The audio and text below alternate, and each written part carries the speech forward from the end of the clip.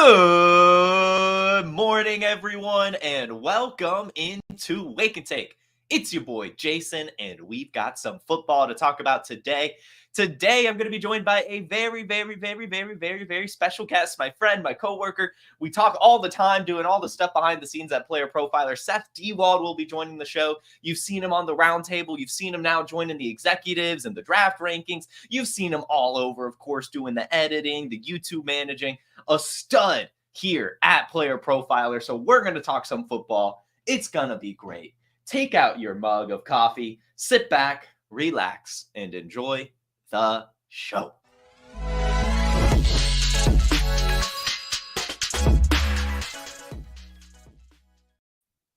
My man, how you doing? Wow. Jason, you're getting good at this, man. This is pretty good. Like that's a professional intro right there. Like, wow. And you're right. We do talk all the time because Jason and I are like, if you want really behind the curtain at Player Profiler, Jason and I, kind of came up together. So we're kind of at the, director of social media sounds more important than what I do. Like, I guess, like I like, technically my title is lead editor. I think we need to change that to editor-in-chief. That just sounds better. Yeah, it does sound better. So that makes me sound as important as Jason. But it's great. Like we're at the same level and we came up together at Player Profiler. So we're in a lot of the same meetings. So it's fun to just every once in a while stop talking about, thumbnails and SEO strategies and all this and what players to put on thumbnails and stuff. And then chop it up and talk about how terrible these throwback jerseys are, and some of our rookie sleepers and all this stuff. So this is going to be, and how the Bears are going to win the Super Bowl this year and all this stuff. So it's going to be fun. We'll see. We'll see about the Bears winning the Super Bowl. But as custom here at Wake and Take, I've tried my best to do themed mugs for my guest today. Of course, Bears fan Seth got my bear mug. You might be asking yourself, Jason, why the frick do you have so many mugs? So we'll see. I've got a ton of mugs. Yeah. And shout out Anthony for reminding me to start the invitational auction draft. I did just get that going, guys. So enjoy your auction on, I think it's Luke McCaffrey right now. Enjoy. So anyway. I might actually have a chance to win that. I spent all my money on the auction. I know. I'm like, do I actually want to just buy a player or do I want to keep my money? I'm on that debate right now. But good morning, everyone, for hopping in. Dakota, Jamie, Jason, great name over there. The Fantasy Plumber, Bearded Prince, Anthony, thank you all as usual for popping in. We've got some football to talk about. As custom here with guests, we usually just touch on some of the trending topics, and then I'll give you the floor to talk about, get your takes out there, as the audience is tired of hearing my takes. They want to hear your takes, Seth. And the first one I want to ask you, it's the hottest debate right now. Schedule's released a couple days ago, and I'm just curious your take on it because I think we might be on the same page here based on how we discussed it in a meeting a couple days ago. These schedule release videos, man. Like we need the Bears. Speaking of the Bears video, right? We need to stop. We need to stop it with this stuff. We have Annie Agar in the Bears video. Just punt Annie Agar out of there. Like we don't need any Packers fans anywhere near the Bears video. Like get them out of here. F Green Bay. Like we don't care. Like take your meetings, the NFL team meeting videos that she does, which are very funny, and get them out of here. All right, get them out. Nope, nobody cares. All right, we want to see DJ Moore, not Annie Agar, right? And then Caleb Williams. Where's Caleb Williams? He's like the freshman, and he comes in at the end. He's like, oh boy, freshman year. It's like you're kind of the biggest deal for the Bears. Like this is kind of a big deal that we took Caleb Williams #1 overall, and his whole contribution to the entire video is, oh, what a great day it is to be a freshman on campus. Oh boy, like star, like no, you're kind of the star, dude. So why isn't he like the premier focus of the video? Why isn't he the protagonist? I love you, DJ Moore, but you're going to be getting the ball fed to you by Caleb Williams. So I don't know. And then Matt Eberflus. What are you doing, man? Like, can you at least pretend like you know how to act? It's terrible. It's terrible. I was a former teacher. You could have flew me in to tell you how to be a teacher, right? It's like, oh, you just stand up there and you're like, DJ, are you passing notes again? I don't know what was going on. There's, and it's a schedule. I get it. It's a stupid schedule release video. It's supposed to be fun, but come on, like it's I don't know. I'm just watching it going, okay, like can we have the schedule release now? Like can we just have the can you just get to the point where we figure out like who we need to correlate in week 17, please, for best ball? Like, come on, like this is what we care about. Exactly. Like these ones, like I like the ones that are a minute and a half, 2 minutes, maybe 2.5. Like that's fine. Get creative, have some fun, keep it short though. I don't need a 5-6 minute video that, spends 4 of it not even talking about the schedule, just doing a weird plot. Like it's cool. I love the creativity. I'm an artsy guy. I like the stuff. But just give me the schedule. Just give me the damn schedule. We don't need this whole song and dance. And even then, we're getting excited about matchups. Who knows what injuries are going to happen by the time those games actually come around and how exciting it's actually going to be. So I try not to get too excited about the schedule release, but I do think that there are a couple things you can take away from the schedule release, even if it's not anything too crazy. And the one, as you mentioned, is week 17 matchups. Are there a couple that you're liking right now for best ball purposes? Jason, I think this is another thing. Like we get too out over our skis on with the week 17 matchups. I get it. Like, let's see, like the Christmas matchup, like Ravens Texans looks pretty juicy, but again, like the NFL is just trying to take over everything.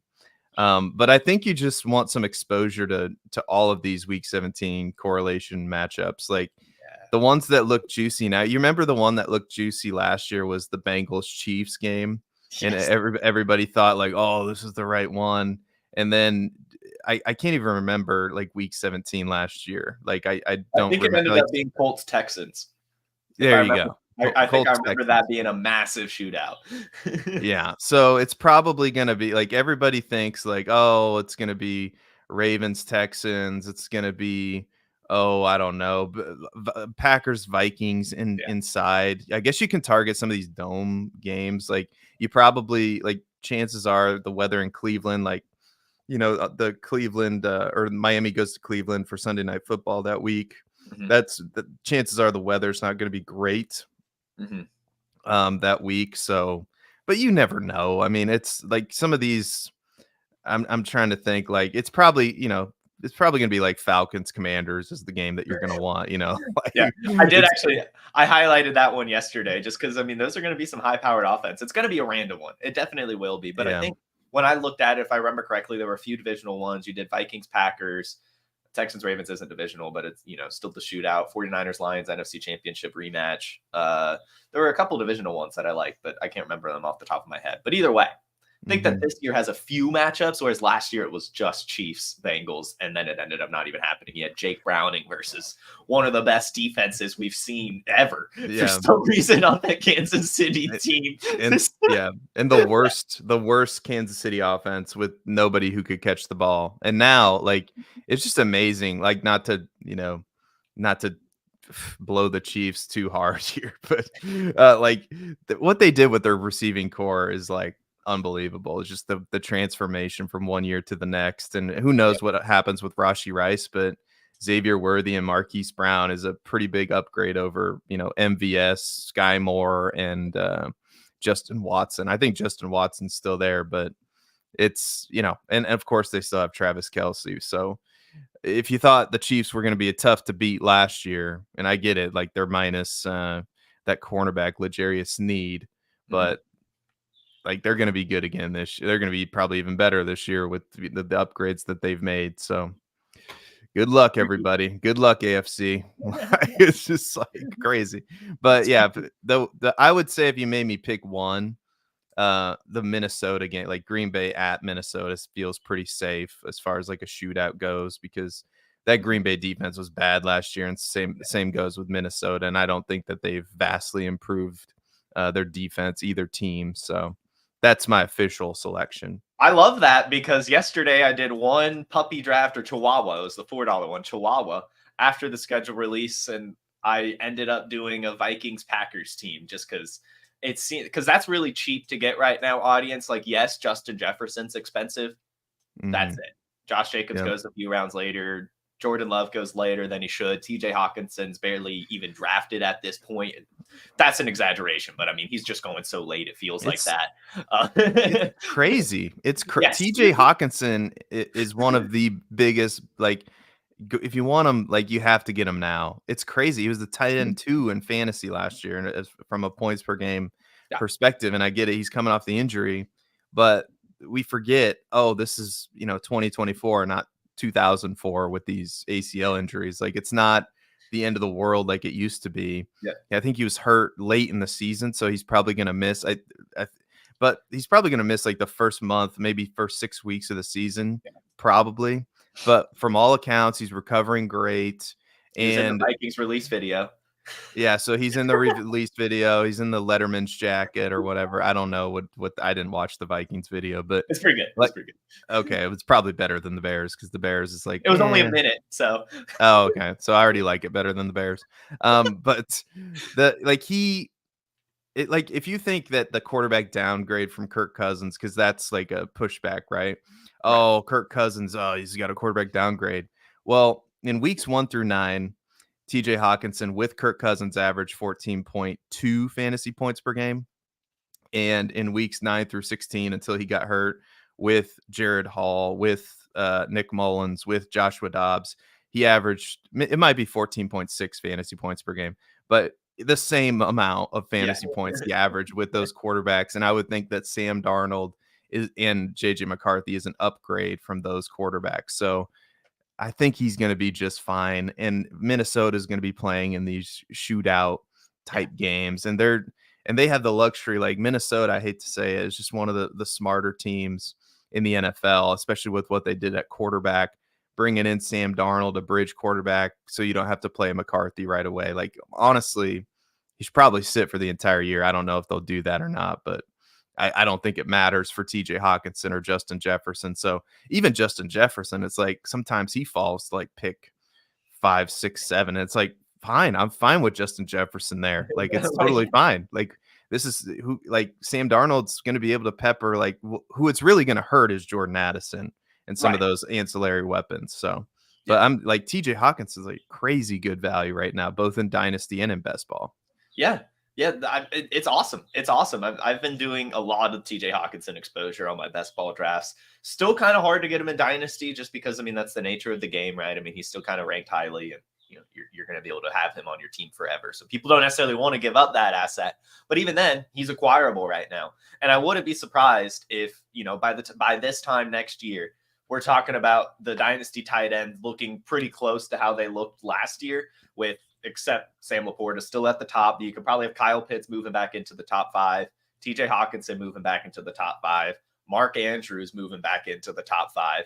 I think that this Trey McBride, Brock Bowers, Dalton Kincaid love, I think personally, it's gone a bit too far. They haven't really shown enough, in my opinion, as much as I like those players, to be valued so highly. So I'm excited. I think that there's a really big opportunity in the tight end market right now, you guys, to go get some studs, whether it be TJ Hawkinson, whether it be Mandrews, Kyle Pitts, all of them kind of bump down a good bit. So I want to take this opportunity before we move on to talking some football. I want to just take this opportunity to laugh at the New York Giants and their new uniform. Yeah. Do you want the good news or the bad news, Seth? Give me the good news, I guess. Give me the good news. The good news with these jerseys is that we only have to see them twice next year. The bad news is that we have to see them twice next year. These are some atrocious, terrible looking jerseys right now. You get the blue and red Michigan, the winged helmet, the weird block thing going on with the numbers. Mm-hmm. The gold pants just doesn't look right. So anyway. I don't know, who are we paying tribute to with these jerseys? Like, everybody, like 98% of we in a world where we can't agree on anything, we all agree that these jerseys suck. So who are we trying to, like, whose idea is this? Like, is this the owner going, it would be cool to make everybody look like they did look like 100 years ago on the field when nobody cared about the NFL, and nobody can, and I get it. Like, you want to pay homage to your past, but don't you like have a ring of honor, and don't you bring in like past players all the time? Like, nobody from 1925 is going to give a hoot about, oh, look, is there anybody from 1925? Is there any like 100-year-old in the stands going, look, they look exactly like how I looked when I played for the Giants. Isn't that cool? Because the Bears, and I guess every team had these weird Michigan helmets, because the Bears have a very similar old school jersey to these, and it's with that Michigan helmet. And guess what? It looks equally as terrible as these jerseys here. Like, why can't we have like a all white color rush 2024 modern jersey, right? Did they make them wear the same fabric that they wore in 1925, like the burlap jersey or whatever they were? Did they make the like out of sticks and bamboo like these jerseys, like, or is it like a new age fabric?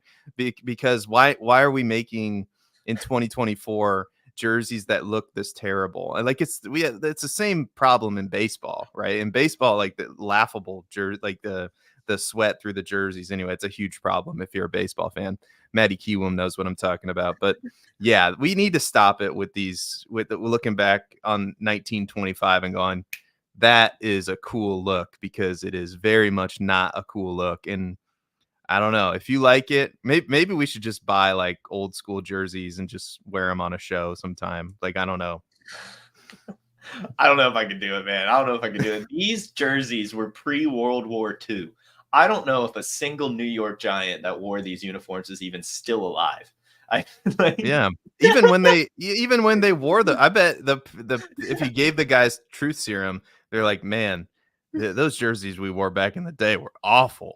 Why are they bringing them back? Like, I don't know. We're paying homage to something, terrible here. I don't understand, but whatever. I will say, Giants, if you're for some reason listening to this, or anyone that is marketing for the Giants, I saw a couple weeks ago that the NFL made it legal to wear the Guardian caps in game. So I think New York Giants, if you want to wear your Guardian caps during the games, you wear this and make sure they're brown Guardian caps so they look like the old school leather helmets. That might look all right. You're talking about. They were talking about no face mask, like the old school, like no. You know the weird cushions that they wear in practice now. They can wear them in games. Roger Goodell passed that law. Seriously?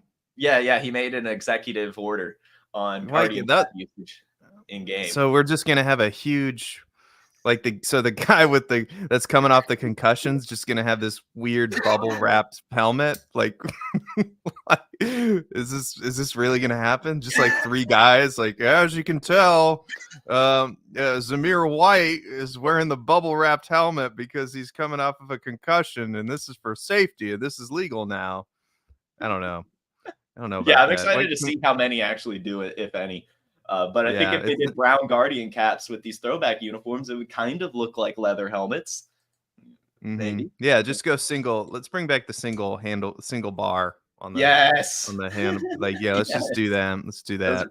Like the kickers. If I was a kicker in the NFL, that's what I would do. I would go single bar. So I'm sick of getting. Well, I guess you could still get face masked. I guess I don't know, but yeah, bring back the single bar. Anyway, yeah, it probably would be easier. It's just like holding on to that handle, on the subway. So anyway, that's the Giants uniforms. They're awful. Let's see. Do I have a good sound effect for this? Here we go. It's just a car crash. Go with the car crash sound effect. The next thing I want to talk about with you is rookies. There's some rookie stuff. And we actually have an article coming out that I'd like to tease. The overlay, for some reason, is not showing. We have an article coming out today, I believe, maybe tomorrow, with me, you, Maddie Kiewum, Matt Babich, and Theo. We've all picked our favorite rookie landing spot.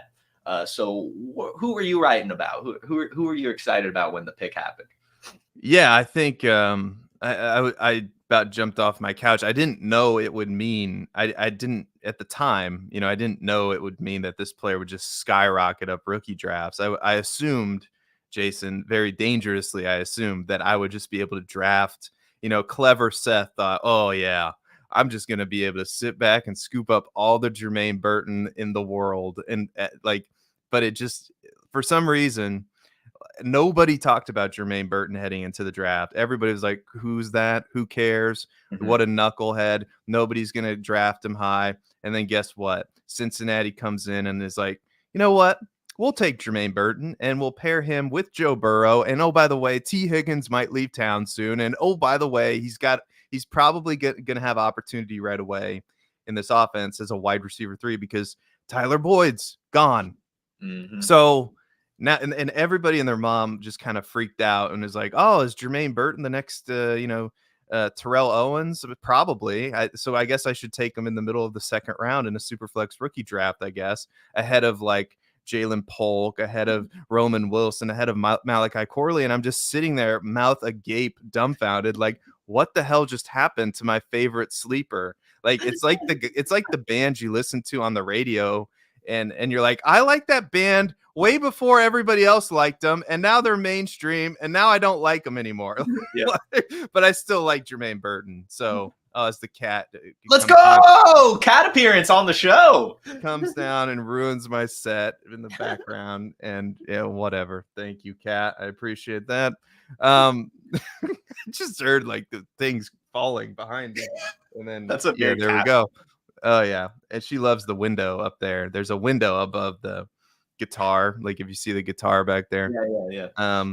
But anyway, yeah. So Jermaine Burton, too good of a landing spot, even though he was taken after Malachi Corley, after Roman Wilson, after Jalen Polk, after Adonai Mitchell, like after all these wide receivers who I think have pretty decent landing spots, especially Roman Wilson and Malachi Corley. So I wrote about Jermaine Burton. And I'm a little annoyed that I'm not like people are just pumping up Jermaine Burton to the sun, because I feel like, my take, like everybody was like, okay, Seth, whatever, like, shut up. Nobody cares. And then he gets picked by, Cincinnati, and everybody's like, oh, well, I was the first one to care about Jermaine Burton. I'm the biggest Jermaine Burton fan. I will select him with my second round rookie pick ahead of all these other players. So it's mildly annoying, but I wrote about Jermaine Burton. Nice. Well, I do just want to give you credit for the Jermaine Burton call. I remember, I think it was first mock draft live of the season, like right after the Super Bowl. You drafted Jermaine Burton in that thing and talked about how you like him as a prospect. So you've been on the Jermaine Burton train for a very long time. He gets the good landing spot. And I agree with you that it is kind of ridiculous how highly he's being drafted right now. I do think that Roman Wilson at least should be going ahead of him. I want to shout out actually Fantasy Plumber here in the chat. He paid a really good comment, if I can find it. You guys are chatting a lot this morning. Thank you guys. Here we go. Fantasy Plumber did a fun 4-year stat comparison this morning. Player A had 3,381 yards and 34 touchdowns. Player B had 3,684 yards and 24 touchdowns. In this, player B is T. Higgins, the one with more yards but less touchdowns. And player A is Adam Thielen in his years 30 through 33 season, like when he was older, his twilight years, still kind of getting himself up there with T. Higgins. So I mean,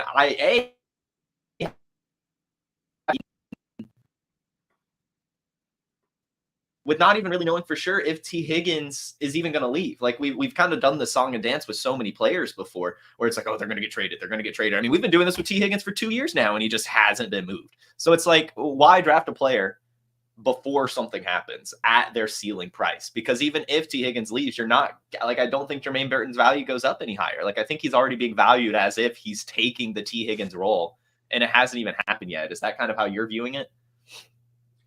Yeah, I think it comes down to Dynasty 101, and it's better to be boring in Dynasty, Jason. It's you like it rarely when you go after the flashy players. It's just like anything else in life. And you sit back and listen to advice from Uncle Seth in Dynasty because he's been playing Dynasty for a long time. It's like when anything new in life, anything new, you don't want to buy it. You want to wait a couple years. You want to wait until the shine is off. You wait till the clearance sale comes off because you're going to get the exact same price or not the exact same price, the exact same product, but for much cheaper, right? So that's how it is with these rookies. Some rookies people just go, "Oh my god," because you can tell yourself a story about Jermaine Burton. You can say, "Oh my god, he's gonna get playing time right away with Joe Burrow." Well, guess what? Roman Wilson and Malachi Corley, like Malachi Corley, if you look at the depth chart, he's the wide receiver 3. And oh, by the way, Mike Williams is often hurt and coming off a major injury, and he's 29, 30 years old, right? And playing So at MetLife now, who injures players. yeah, and with Aaron Rodgers, and I get it, Aaron Rodgers. Who knows if Aaron Rodgers is going to be good? And I promise I'm not going to like just go off on Aaron Rodgers Oh here. God, Like we got Seth on the Aaron Rodgers tangent. the Podfather went off on Quentin Johnston, who, by the way, Quentin Johnston's on the show sheet later, so stay tuned for that. Yes. But you get what I'm saying, though. Like there are other rookies that with some like good prospect profiles, like Roman Wilson, I think is the perfect example in like what I would say is just as good of a situation to play right away, if not a better situation, even though Russell Wilson, and I get it, Russell Wilson like got cut by Denver and the optics of that are not very good. But Russell Wilson wasn't like he was god awful for fantasy last year. He was just he just wasn't good for the Broncos and winning games, right? Mhm. So because I remember I had Russell Wilson like as my quarterback 2 in a super flex league, and I made it to the championship game, except the problem was that he got benched towards the end of the year, so that was a problem. But you get what you get what I mean. Like Russell Wilson's going to be an upgrade for Pittsburgh. And so like you don't want to buy anything that's like shiny and hot and new. If anything, like if you have those players on your roster, if you were lucky enough to get Jermaine Burton where Jermaine Burton should be drafted, and somebody's coming after Jermaine Burton, like, yeah, like sell that asset right now, because chances are like you're going to be able to buy it in a couple of years for much cheaper once the shine is off the rose, or whatever that expression is, if you get what I mean. It just comes down to basic fundamental principles of economics and dynasty. Is like you want to buy low, sell high, and it's you never want to be chasing like the newest flashiest thing. You just want to stick with how much old man Adam Thielen, nobody wants him. No, just kick him to the curb, right? He's dust, he's blah blah blah.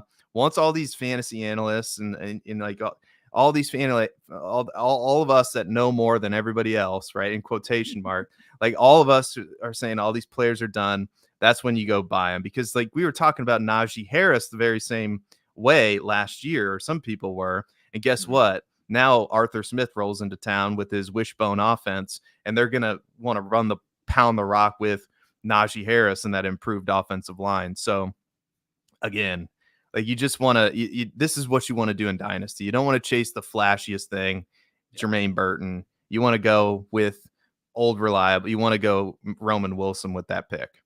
Yeah, I'm with you there. I do want to see Matt Babich says he's taking the Tyler Boyd role. I don't know if that's necessarily true. Andre Yoshevich is still there. Trent Irwin is still there. Charlie Jones, the route technician, is still there. I think it's dangerous to go ahead and pencil someone in. We still have a lot of camp. A lot can happen here.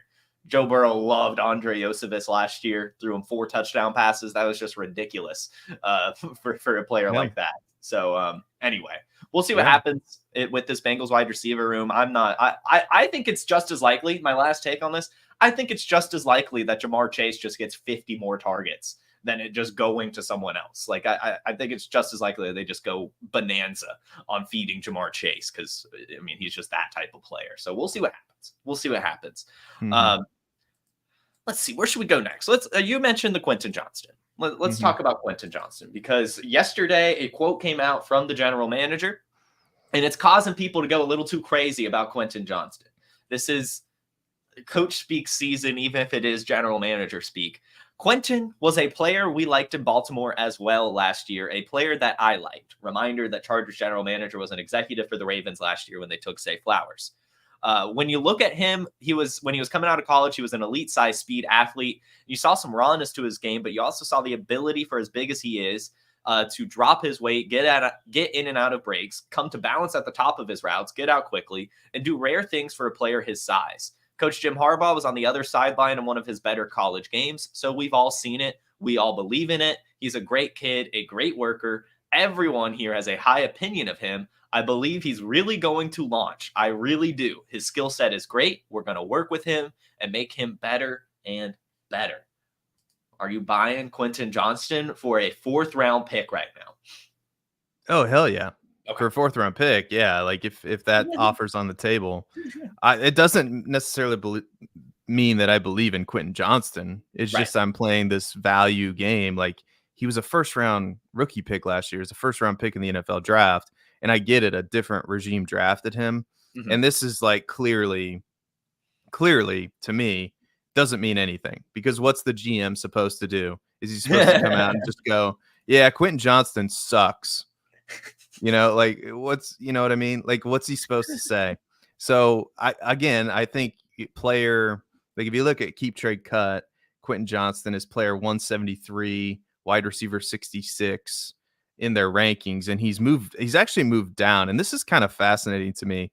Is like I assumed that Quentin Johnston would just like gotten some hype from this, but it looks like the public's not buying it either. It looks like the public's smartened up a little bit, because I feel like 5 or 6 years ago in Dynasty, this would have caused his value to go up. But according to Keep Trade Cut, his value is according to the 30-day trend here, updated today, the 17th.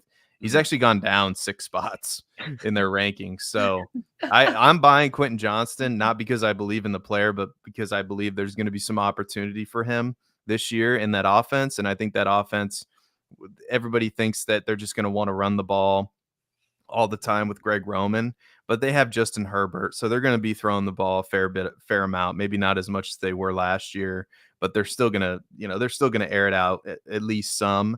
And somebody's going to have to see those targets, and it can't just be all Ladd McConkey as much as we want that to happen, as much as I want that to happen, because I took Ladd McConkey everywhere in my rookie drafts. So there's going to have to be some opportunity for like Joshua Palmer, Quentin Johnston, who knows, Brendan Rice. Like you're just going to want to stash some of these guys and get them on your roster, and you can do that very, very cheaply now.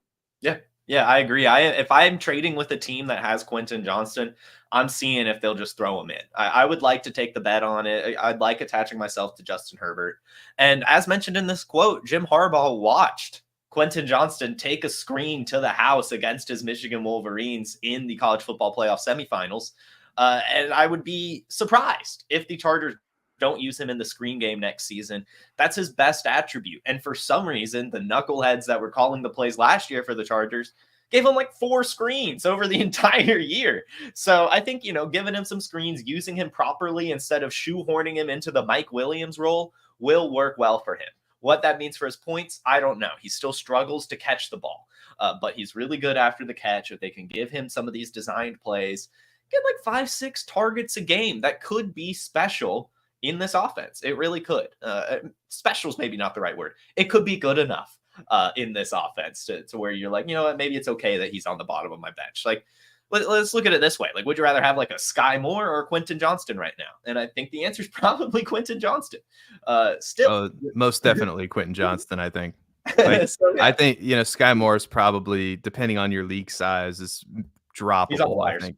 He's on the wire. He was dropped in the Trade Gods League, and that's a 14 team, pretty deep. I picked him back up just because I already have Kadarius Toney. I was like, why not? I'll have Sky Moore and Toney and just see what happens. But you never know. Like I think he's definitely back end rosterable, especially like if you have 28, 30 roster spots. Like that's totally fine. But it's just like in these. Obviously, like in these FFPC leagues, nobody's going to be rostering Sky Moore unless you're a crazy person, right? It's these 20-man leagues, so. Anyway, I hate how shallow FFPC is. It's really, really making it hard on me. I'm a very deep roster person. I didn't know that. It's tough out there. It's like, oh my God, I have to like drop Jackson Smith and Jigba right now. Like, what is this? I know. Like, just kind of like, I completely agree. I had to make roster cuts. And I'm only in one FFPC league, in Dynasty, and I had all these rookie picks because I'm rebuilding. Yeah, and I did the 1-year punt. And I'm like, gosh, dang it. Like, I got to make these decisions, and it was rough, man. I had to drop like Will Shipley. I didn't want to do it. Bucky Irving, these players, there's no room for them. So anyway, FFPC talk. Go sign up for FFPC today. After we just trashed the rosters, the settings are trash, but go sign up. Like, no, just FFPC. We love you. Yeah, get $25 off your first team Yeah. using promo code Underworld. You can Yeah. find some nice Yeah. orphans. In fact, guys, I am challenging myself this year at the FFPC. I bought a $1 orphan. They have those. Mhm. They're usually terrible fucking teams. Sorry for demonetizing, but they are terrible teams. You can get them for $1. And you can have some fun with it. I'm doing that this year. I took over a $1 orphan in a $250 league. And we'll see what happens. But you don't have to pay $250. You just have to pay the $1 and a little bit of a deposit, and you're cooking with some gas. But it is a really bad team. Yeah. Well, let me just put the FFPC over after we trash them. Okay. The FFPC is a great place to start with Dynasty. Jason and I are sickos. We have our preferences, right? We are wine and cheese Dynasty players. Like we have our prep. Like we go into a Dynasty league with expectations and questions. Like what are the format? What's the format? What's the scoring set? Like, and obviously you should always ask these shaking the wine glass. Yeah, we're like, where does this Dynasty League come from? Oh yes, hints of oak, and I don't know. I'm not a sommelier, but maybe someday. But Fraser Crane, if anybody is one of my heroes from the TV world. But I digress. But you get what I'm trying to say. Like the FFPC is just a fine place, especially for a newer Dynasty gamer to play in some of those leagues. So I want to put the FFPC over, not just because we're affiliated with them, because I genuinely believe the best ball contests are unbelievable, absolutely unbelievable, like some of the best contests out there. So we were just joking. We were just joking. So FFPC, fantastic place to play fantasy. It is fun. Yeah. It's just a little bit different. Mm-hmm. A little bit. I mean, it makes it more difficult, I would say. Oh, it's a new challenge for sure. Yeah. Exactly. Anyway, another player that hype is building on right now is good old Jayden Daniels. And I think that this is becoming very interesting because if this hits, he could end up being a league winner. And I don't use that lightly. But with that Konami code, with his current cost right now, if he ends up hitting, I mean, like he could be a quarterback that people waited on that ends up taking their team kind of over the top. And this is going to probably be a little bit more redraft focused. I mean, he was expensive at Dynasty, obviously. But like you can get him really cheap right now in best ball. You can get him really cheap right now in these seasonal leagues and in one quarterback leagues even. And he has that upside. There's reports coming out now that he's establishing a great connection with Luke McCaffrey. Him and Jahan Dotson have been working together for years, apparently. His coaches are raving about how much of a studier he is. So all this good news coming out about Jayden Daniels. Are you buying the hype on him? And are you buying the hype on the Commanders? I don't know if I'm buying. Like I think where he's valued right now is just fine. But I'm not necessarily buying the hype on him in this team because I look at this roster and sure, like he's like if Caleb Williams is like the shining star for how you set up your team for a top quarterback prospect, the Commanders they're okay. Like they're like obviously they have Terry McLaurin. That's really nice. I think Terry McLaurin honestly is flying under the radar here in all formats because I think if anybody's going to benefit from a quarterback that his processing speed in college wasn't necessarily the fastest because it didn't have to be because he had Malik Neighbors and Brian Thomas Jr. Like I think Terry McLaurin is going to be the beneficiary of a lot of one read, plays. So, and he's going to be the first read. Jahan Dotson, I think, has all the talent in the world. Luke McCaffrey, I think, is one of the more underrated rookies to gobble up in these best ball leagues because he's right now, I mean, like, just think about this. It's Dax Milline, who was taken in the 7th round, De'Ami Brown, who's been just left for dead, and Olamide, I can't even say this, Zacchaeus. Olamide. Yeah, Zacchaeus. Yeah. Olamide, maybe? Olamide. That's right. Olamide. Just remember that. But Luke McCaffrey's their starting slot receiver, and he got day 2 draft. I get it. It's like the very last pick in day 2. But I'm looking at this Washington offensive line too. And that left tackle right now, they have an undrafted player that used to play for the Bears. And I remember Cornelius Lucas, and he was not a good football player. So that's a problem right there. They did draft Brandon Coleman in the 3rd round, so maybe he'll play left tackle. He's the immediate backup. but we'll see. They do have some nice, like Nick Allegretti comes over from Kansas City. Tyler Biotish comes over from Dallas. Andrew Wiley, I think they signed 2 years ago to play right tackle. So it's not the greatest situation in the world, but it's not terrible either. And I do think Jayden Daniels, from a fantasy football perspective, is going to give you the rushing upside that you're looking for. He's probably one of the cheaper Konami code quarterbacks that you're going to be able to find, and you're going to be able to pair him. Like, if you want to cheat in fantasy football, I highly encourage you to cheat in fantasy football. Clip it, whoever's like, that's a great clip right there. If you want to cheat in fantasy football, anyway. But the way that you cheat by not cheating is you draft Jayden Daniels and you pair him with somebody safe like Kirk Cousins or something like that, right? So you get the production of a Kirk Cousins with the upside of a Jayden Daniels. Like, that's what I was doing last year with Anthony Richardson, and it didn't quite work out because Anthony Richardson got hurt. But like, why wouldn't I just draft somebody safe and pair him with somebody who has incredible upside in these redraft leagues with your buddies or whatever? So I would, in those best ball tournaments, why not do that and build your teams that way? So yeah, I'm going to be, I have some Jayden Daniels in Dynasty.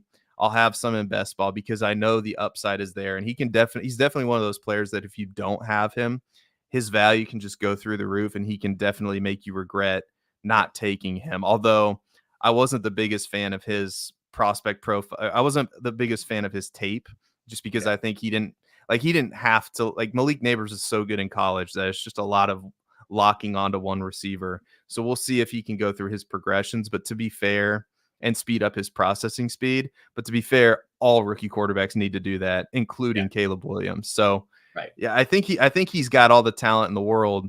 And he's definitely a player that you want exposure to. So I guess that's my take on it. Yeah, no, I like it. I think it's a solid take. I'm not going to lie. Everyone listening, don't join my Scott Fishbowl division because I don't want you stopping me from doing this. But I think I'm going to be targeting Jayden Daniels kind of later in Scott Fishbowl as kind of my back end quarterback for that Superflex league, because I think that I'll be able to stack him with the Commanders pretty well. Maybe get Ben Sinnott since it's like super tight end premium. But anyway, that's strategy for another day. Dakota asks, is he raising Terry McLaurin's value or not? He should. He absolutely should. I mean, because think about the quarterbacks that Terry McLaurin has played with. By the way, and Kirk Cousins did not play with Terry McLaurin. I looked this up. It's a lot of Sam Howell last year, Case Keenum, Alex Smith, Dwayne Haskins. Like, you can go on down the line of terrible quarterbacks that that have played with Terry McLaurin. Jayden Daniels is by far the most talented of those quarterbacks. So absolutely, it should raise his value. But like Terry McLaurin, you talk about a perfect win now player for your dynasty team. Like, that's easily, like, if you drafted Jayden Daniels in your rookie draft, also very easily stackable if you're in a best ball dynasty league too, or if you're not, if you just want the stack, it's very easy to do to go get Terry McLaurin. So yeah, he definitely should be a lot higher, because I'm not saying Terry McLaurin's DJ Moore, but like, he's in that very similar situation. I mean, look what Justin Fields did last year for DJ Moore in that situation. And like, it's not crazy to think that Terry McLaurin, like, to me in that offense, Terry McLaurin is clearly far and away the best receiving option. Like, it's a definite tear down to like Jahan Dotson and even Luke McCaffrey. So I love Terry McLaurin. He's on my buy list for sure. Yeah, I like it. I mean, if we remember, I can't remember how many points it was off the top of my head, but I do remember that it was like 2 halves that he played with Jacoby Brissett. And like, in those 2 halves last year, Terry McLaurin went off. It was like 2 touchdowns in each half. Like, it was like ridiculous. Brissett was just locking onto him, and he was cooking defenses. So I like that call. And I think that the Commanders are probably undervalued right now. Even the running back room. Even Austin Eckler and Brian Robinson, I think, are going to carry some value, because they're probably going to have to lean on that run game a little bit just to get things going, at least early in the season. So it's a boring move. It's a boring move that you should absolutely make, going back to boring moves, because in Keep Trade Cuts rankings, he's down 2 spots. So there you go. There you go. So guys, get your Commanders. Get your Commanders. We are kind of buying the Jayden Daniels hype, is how I'll put it. So we've got a few more things to cover on this show sheet. I did ask you for 3 of your rookie sleepers from your awesome article that's out there, but why don't you just give us your best sleepers? So guys, Seth wrote an article on 14 different rookie sleepers. It's available at playerprofiler.com/articles. Great information about a bunch of guys, but give us one little tidbit. I don't know if I think it's a little cheating a little bit, but the more that I've gone into the process of this player, the more I've liked him, and that's Rasheen Ali. Okay. The Ravens drafted him in the 5th round, towards the end of the 5th round, and you might have to spend a pick on him, especially if your rookie drafts are 5 rounds. I've seen him fall out of, like, if in a 4-round rookie draft, I've seen him fall out completely in a super flex league. But this is a guy, like, if you're looking for upside late in your draft, I mean, during his true freshman season, he rushed for over 1,400 yards, caught 45 passes, scored 24 touchdowns at Marshall in his freshman season. I mean, it's just stupid production. And if he would have kept up that production in his sophomore year, like, okay, I looked for information, like, why didn't he play really in his sophomore year? Did he get hurt? And it was a combination of that, and like the coach cited mental health. Like he stepped away from football for mental health purposes. And then he came back, and so then he came back in his senior season, or his final season in 2023, and 1,100 rushing yards, 28 passes caught for 213 yards, scored 16 touchdowns. Like, this is a mega producer in college. And you look at the Ravens backfield and you think, oh man, like, this is super crowded, right? Like Keaton Mitchell and Justice Hill. And well, Keaton Mitchell's undrafted. Justice Hill, I believe, was a 5th round pick.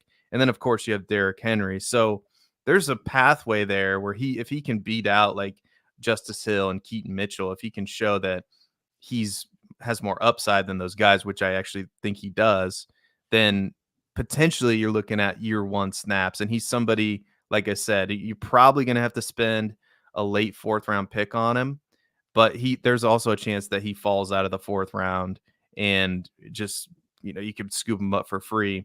And I'll give one more that I think is actually a sleeper. And I know we're going long here, but I'll try to make it brief. No worries. And Jordan Whittington.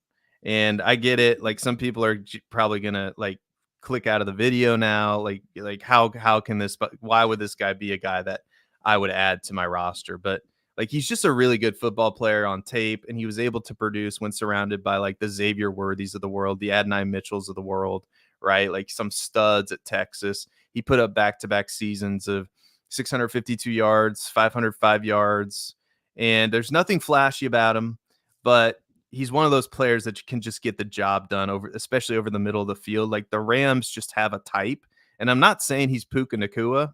I'm not saying that, but there's definitely a pathway for him to play right away, even though he was a 6th round pick, because you look at the depth chart, it's very top heavy. It's very like Cooper Kupp, obviously Puka Nacua, but Cooper Kupp's on the other side of 30. You have Demarcus Robinson there, Tutu Atwell. Somebody told me Ben Skoranek is now with the Texans, but he was listed on the R-Lads depth chart, so I'm blaming R-Lads for that. So Ben Skoranek, is out of here. So he really is just competing with Demarcus Robinson, Tutu Atwell for that wide receiver 3, wide receiver 4 spot. So there's a real chance for him to get on the field right away. And I was a big fan of his talent all season. And that's somebody for sure that you're going to be able to put on your taxi squad. And then why not Brian Flournoy, right, Jason? This is somebody you turned me on to, because he's in a very similar situation in Dallas, because everybody thinks it's going to be Jalen Tolbert. And I'm just here to tell you that it could be Ryan Flournoy. It will be Ryan Flournoy. There, I love it. I love the confidence. Yeah, I like that call. Thank you for joining me on the Ryan Flournoy train. I want to bounce back to Rasheen Ali, because I think that's an interesting call. There's a massive world, a very likely world, that Rasheen Ali would have been drafted earlier if he didn't get hurt within the first 15 minutes of the Senior Bowl. Like, it was like he looked good and then he was hurt. People were calling him a standout.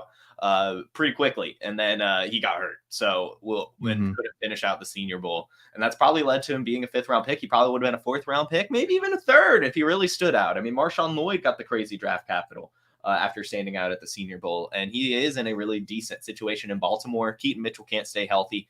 Justice Hill is what he is, and Derrick Henry's old. So I like that call a lot on the Rasheen Ali. And of course, I like the Flournoy call. And with Whittington, the second you hear that he's going out to brunch with Cooper Kupp, Puka Nacua, and Matthew Stafford, scoop that bad boy up because he's going to be learning.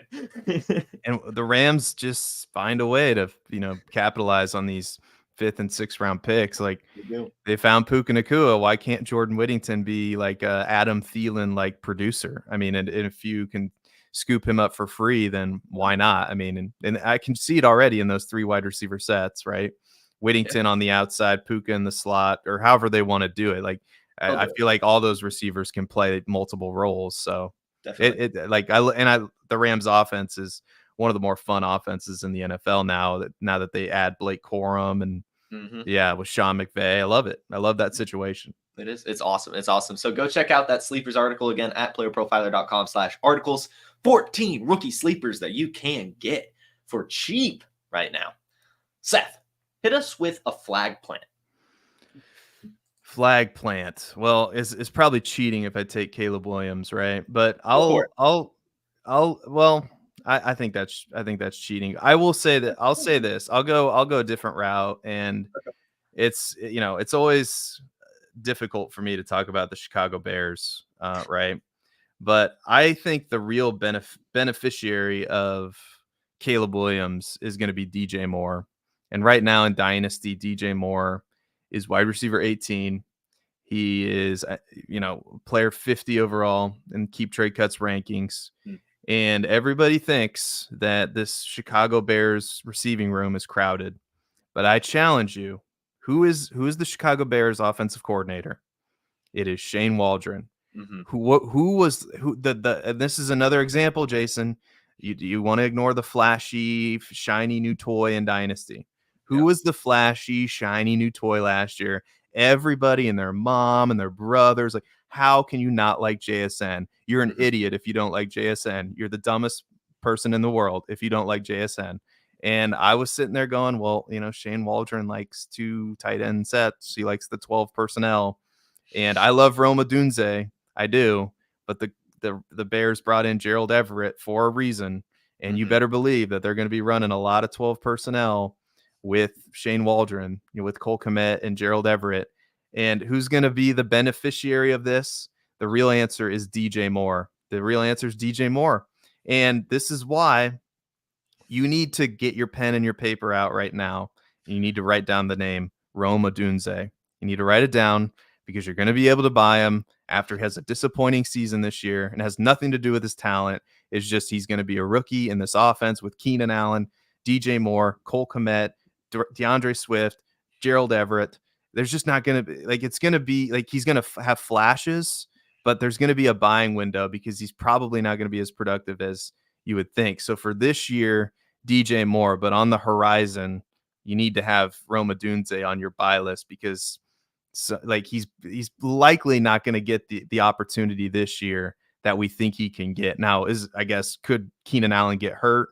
Like Keenan Allen always misses a couple games, I guess. Yeah, I guess that could happen. And then if he goes off, then maybe that's a possibility. And don't get me wrong, Rome Odunze is amazing. But I just think and I think JSN is very talented. But I just think in this offense, it's going to be tough. He's going to have to be great in training camp. And it's definitely very possible that he could be. I'm just saying the most likely outcome is on the field most of the time is DJ Moore, Keenan Allen. Those 2 tight ends are going to be on the field a lot. And that's just going to limit Rome Odunze's options. So that's I don't know if that's a flag plant, but DJ Moore to me is one of the I don't understand how he's wide receiver 18 with Caleb Williams, because that pie just got a lot bigger with Caleb Williams coming to town. And I believe Caleb Williams is the real deal. And that I think the person who's going to benefit from that right away is DJ Moore. So go buy DJ Moore in Dynasty. All I'm hearing is sell every bear you have. I'm not gonna lie. When you lay it out like how ugly it's gonna be, that sounds terrible. And it just makes me think the real beneficiary is whatever, maybe Mike Vrabel, whoever is the hottest head coach hire in 2025. It sounds like Matt Eberflus is going to lose his damn job, and Shane Waldron's not going to be an offensive coordinator for very long either. When you lay it out like that, Seth, that sounds awful. That sounds terrible. I do not want to watch that Bears team next year. If Gerald Everett is on the field even close to the amount of times as Rome Odunze, that's a fireable offense. And I get why. I'm just telling you, they did it last year. No, I know. I'm not. This isn't meant as an attack on you at all. It seems too real now. Like it's very reasonable and well thought out. And now I'm getting kind of heated thinking about how awful that might be, and I'm getting a little angry. I'm not gonna lie. I might have to end this show, Seth. Give us a hot take before I get too angry. A hot take. I